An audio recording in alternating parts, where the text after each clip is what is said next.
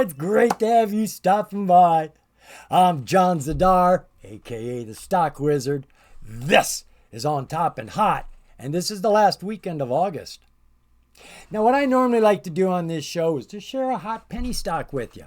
I'm a day trader and I primarily trade stocks under $5. But I also like to share hot information with you, my own personal trading insights. Information I think can help you get the most out of your trades. And today I want to talk to you about something that happens every single day, halts. And while we're talking about halts, we need to talk about circuit breakers. We're talking about when a stock is stopped trading. It's trading on the market, things are going fine, and then all of a sudden, boom! You can't get into it, you can't get out of it, it stopped trading. Well, this causes a lot of panic for a lot of people who don't understand what halts are about. Is it coming back on the market? Did I lose my investment? Well, these are legitimate concerns if you don't know what a halt is. Believe it or not, a halt is an opportunity to make money on a regular basis, but it can be a red flag. So we're going to take a look at that right now. Now, there's a lot of reasons why a company can be halted, and they've got a code for every single reason, and we're not going through them all. There's also a lot of entities that can stop the company from trading. Obviously, the markets themselves, the New York Stock Exchange, the NASDAQ, if they have any concerns with the company whatsoever, they can halt it. These concerns could be about compliance issues. Maybe they just want more information about anything. Or maybe there was irregularities in trading. Maybe the stock was $5 3 days ago, and now it's $120. But there's been no news. There's been no filings. There's no catalyst. Why is this stock running? NASDAQ wants to know, and they will halt the stock until they get a satisfied answer. Now, the companies themselves can halt their stock. If they have news coming out, good news maybe, pending merger, pending acquisition, or bad news, maybe a tragedy happened. In either case, it's going to affect the stock, and they want to give everybody, all their investors, a fair chance to get that news heard and digested before they have to deal with the market.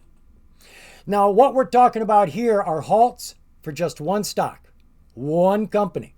But we've got circuit breakers in place to protect the entire market in case things go really, really bad. Now, these are rare occasions, but they do happen. And we do need fuses in place to protect us, just like in your home. A power surge comes into your home, burns out that fuse, protects all your electric lines, protects your home. A lot of damage is prevented by having these circuit breakers installed. Would have been nice if we had one back in 1929. The crash, right? But that was over 100 years ago. We didn't have the experience about the market back then. We didn't have the technology back then. Who knew? So when things started going bad and the market fell and more people started selling, it started falling faster.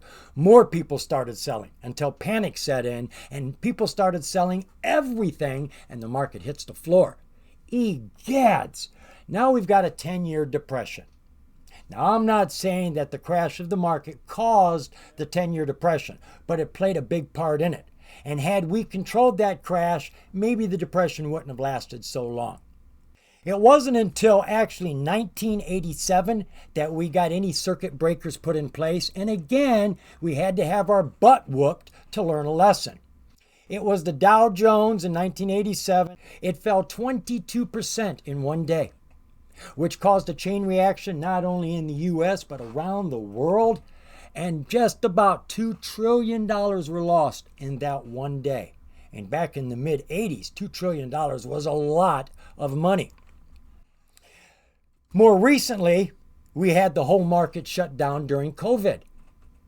When the market starts falling, and they gauge it by looking at the S&P 500, when the S&P 500 falls more than 7%, 7% is all it takes, they shut down the entire market across the entire United States. Every stock stops trading for 15 minutes.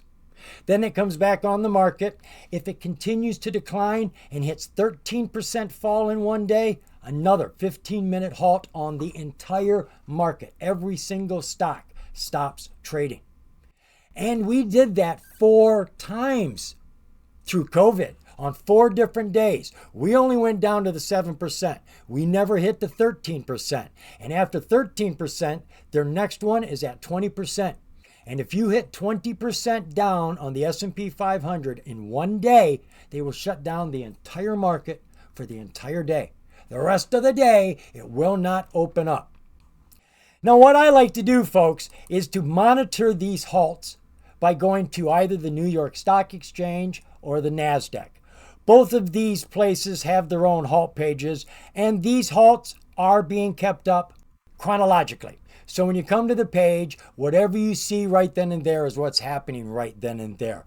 And I love monitoring these halt pages during the day, especially when I'm over at Pennybois, because halted stocks are volatile stocks. They've proven it. They're volatile enough to be halted. The definition of volatility is a stock price moving fast in a short amount of time.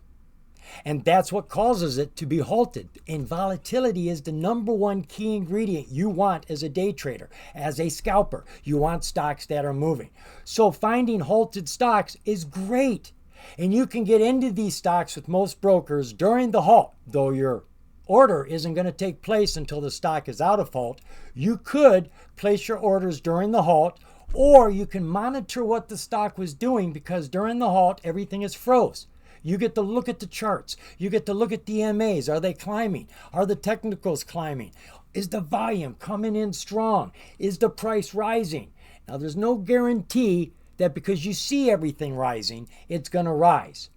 Everything is froze for 5 minutes on a single stock halt. So when you see a single stock halt, see when it was halted. 5 minutes from now, it's going to come off. Everything is froze except level 2.